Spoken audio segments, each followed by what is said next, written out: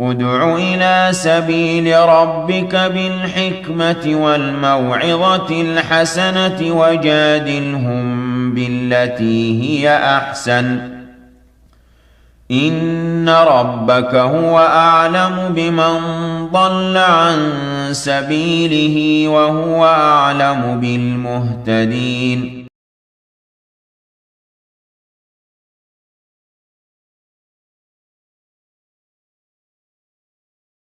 بسم الله والصلاة والسلام على رسول الله وآله وصحبه ومن والاه.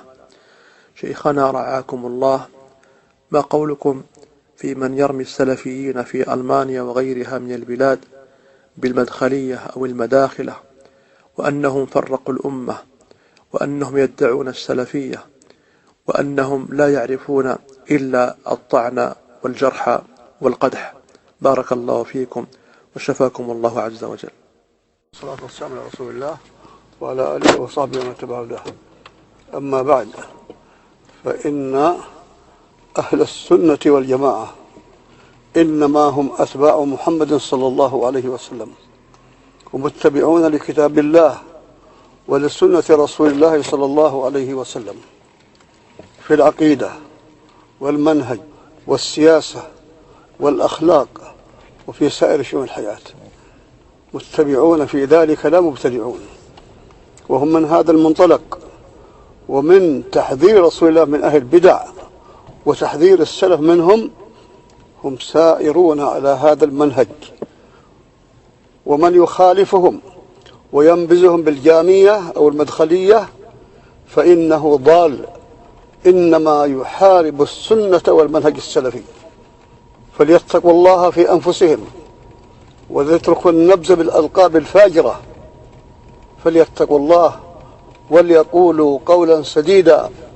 يا أيها الذين آمنوا اتقوا الله وقولوا قولا سديدا يصلح لكم أعمالكم ويغفر لكم ذنوبكم. أتنقمون على هؤلاء السلفيين وتنبذونهم بهذا اللقب لأجل أنهم تمسكوا بكتاب الله وسنة رسول الله صلى الله عليه وسلم؟ ما هي البدع التي عندهم حتى تكون مدخلية جامية؟ ما هي البدع اللي عندهم؟ نحن عرفنا جماعة التبليغ، جماعة الإخوان، القطبيين عندهم بدع وضلالات في الأصول والفروع، فنحن ننصحهم ونبين لهم الحق. بارك الله فيكم.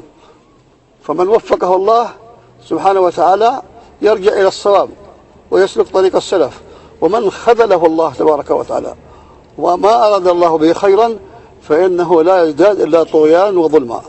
وصلى الله على نبينا محمد وعلى آله وصحبه وسلم. شيخنا يقولون نحن نفرح بمقتل المسلمين في سوريا، نفرح بمقتل المسلمين في العراق، يعني الجهاد كذبوا والله. عطلناه في سوريا وعطلناه في العراق وفرحنا به في اليمن. كذبوا والله، كذبوا والله، والله ما نفرح.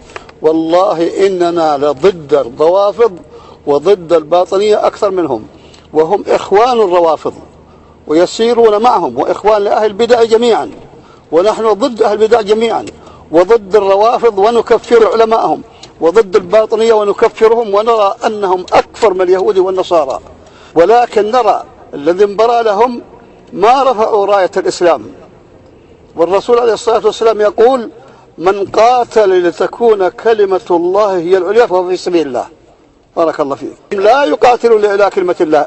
نعم، في ناس مساكين مخدوعين، لكن حامل الراية ليسوا على سنة الإسلام، ولم يرفعوا راية السنة وراية التوحيد وراية لا إله إلا الله، إنما رفعوا راية الديمقراطية، وهم مستعدون لأن يضعوا أيديهم في أيدي الروافض الباطنية إذا أسقطوا الأسد.